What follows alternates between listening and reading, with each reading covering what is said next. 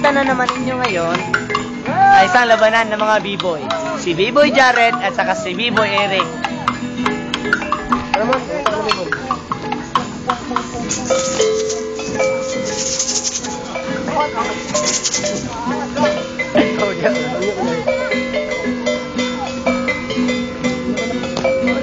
Yan po si B-boy Jared.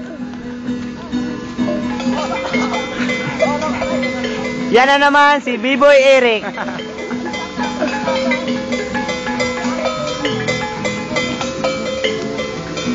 Ngayon, ang tricks ni B-boy Jared.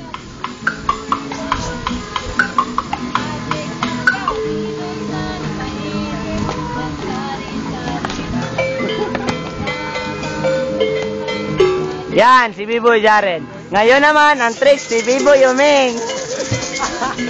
Ang tricks ni...